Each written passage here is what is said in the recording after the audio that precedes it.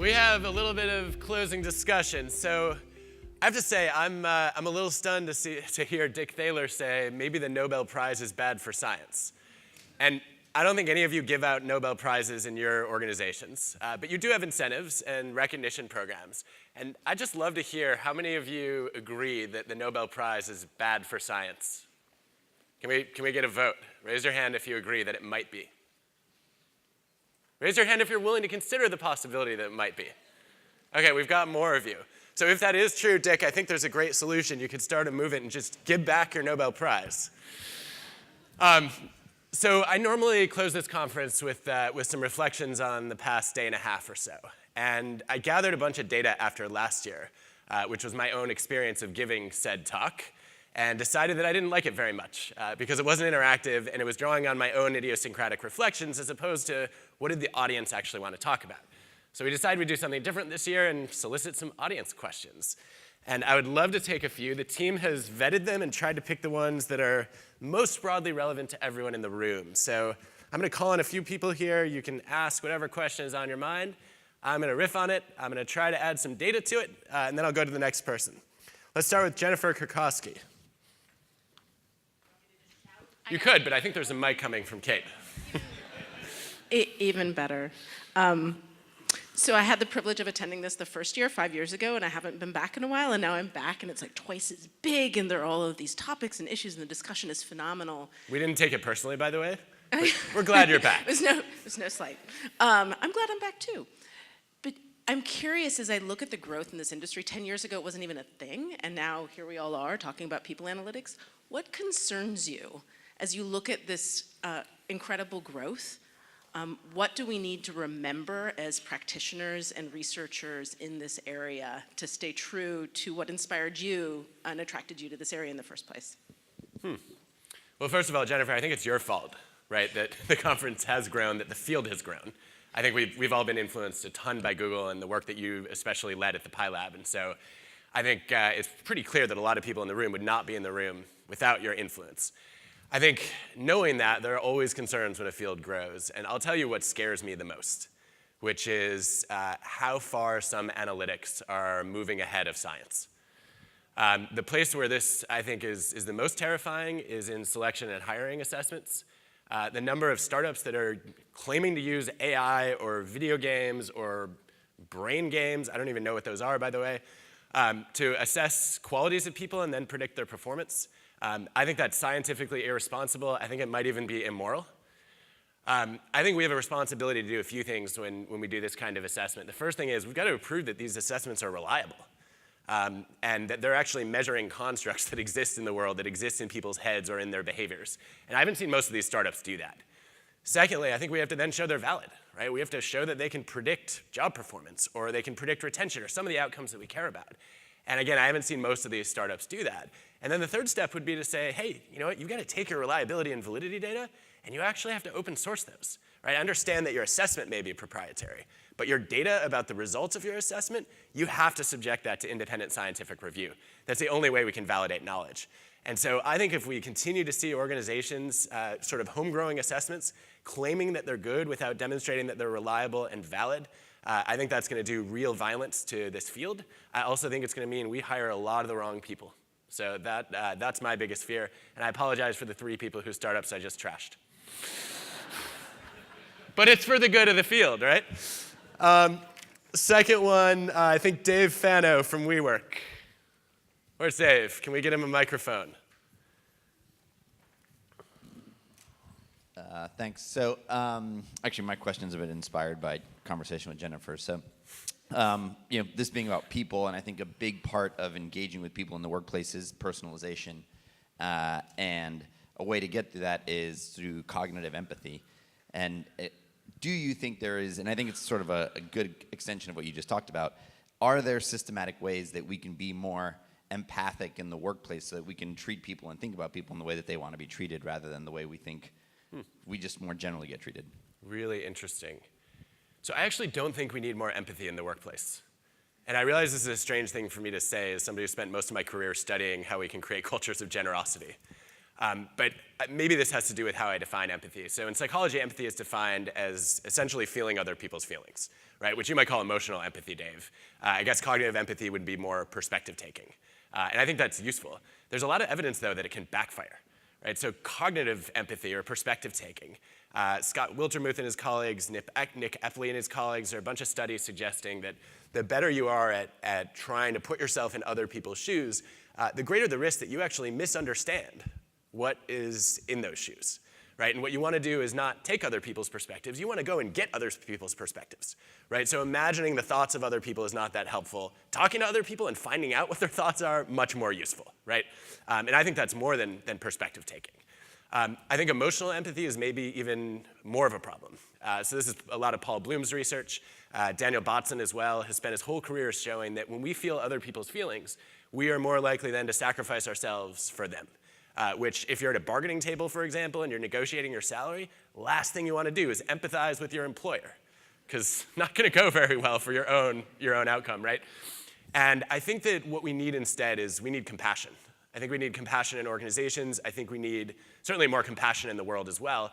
And for me, what's different about compassion is it's noticing the suffering of other people, but then it's actually taking action to respond to that, but not in a way that sacrifices yourself. And so I guess if I can reframe the question, how do we teach compassion? How do we develop compassion in organizations? I don't know if we can teach it. I think we can probably do a better job activating it or eliciting it. So I think that most of the organizations that I've studied, I'm guessing in a lot of the workplaces that you've all been in, it's not that easy to talk about problems. I've seen this in the research I've done on resilience, for example, that people feel a tremendous amount of pressure to act like everything is okay at work, right? To put on a happy face, to suppress negative emotions.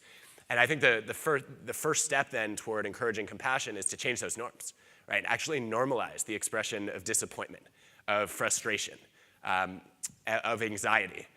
If people can put those emotions on the table, it's a lot easier for everybody else to notice their suffering and then be able to respond to it.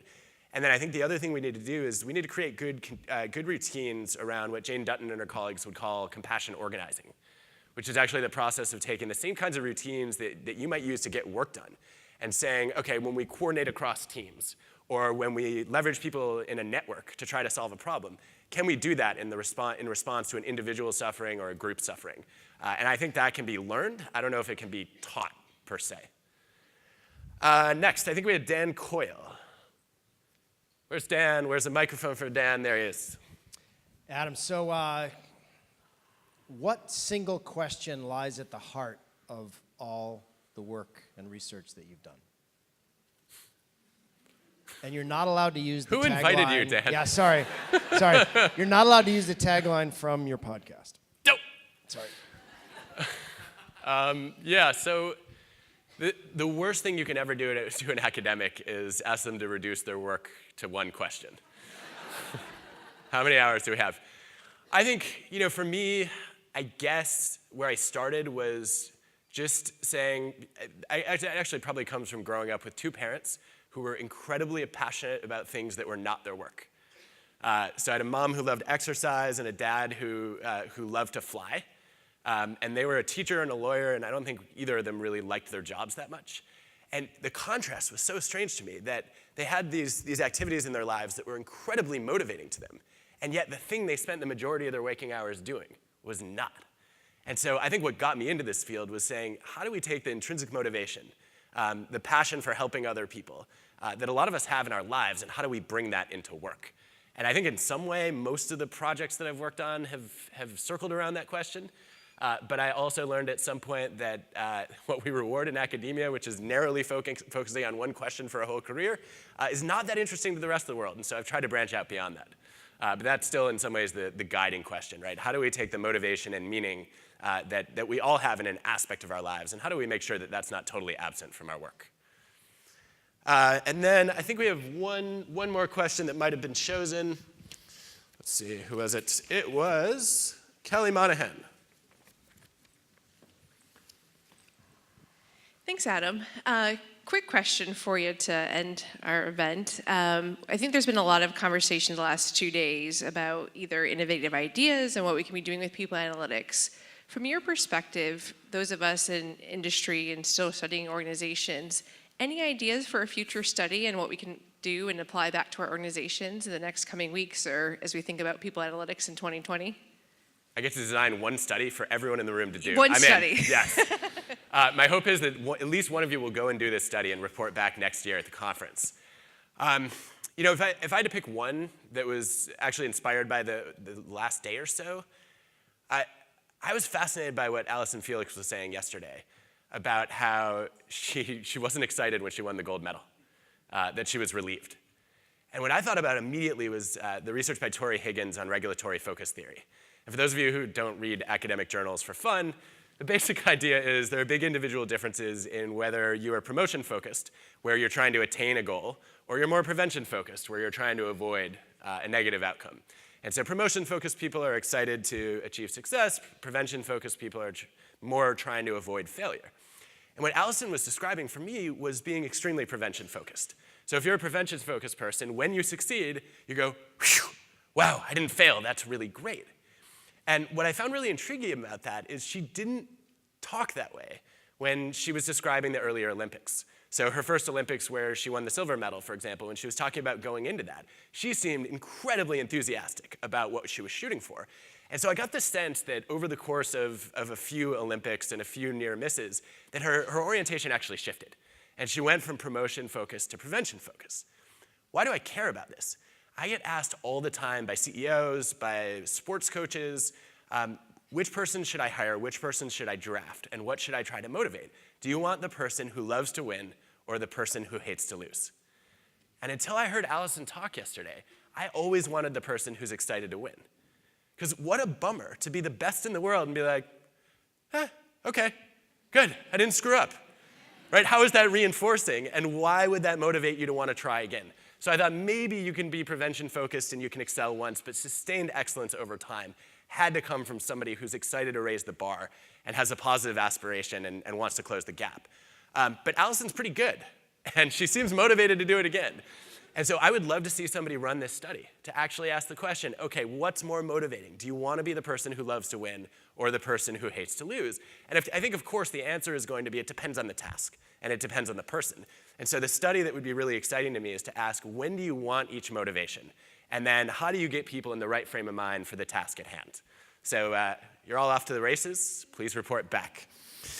All right, as we wrap up, a few things that I want to do before we close. One is I want to do some thank yous to people who have put in a massive amount of work behind the scenes to make this conference happen.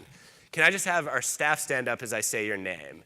Michelle Abramov, Jen Beatty, Federica DiStefano, Sakshi Gai, Matt Killingsworth, Megan Huth, Anita Moe, Gloria Park, Reb Rebely, Caitlin Satterfield, Kristen Warnquist, Michelle Young, and can we get a round of applause for all of our staff?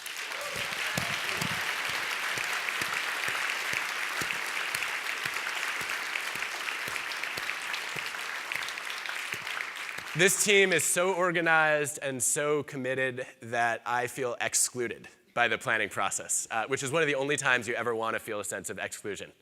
But I think they've done amazing work, and we are all really grateful for it. Secondly, I want to thank Laura Zero and Cade Massey, who have really been the masterminds behind a lot of this conference and done most of the heavy lifting in designing it. Thanks to both of you.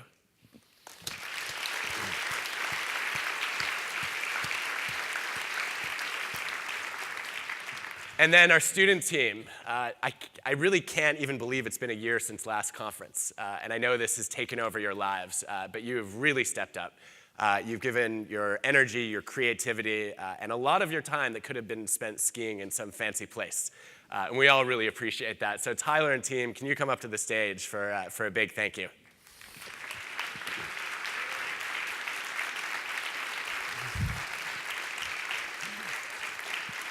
And then finally, I just want to say thanks to all of you for joining us. We know your lives are busy. We know you have data about why a conference is not always the most efficient way to spend your time. But we hope it was enriching anyway in terms of your learning, in terms of your connections, in terms of maybe even your performance when you go back to work.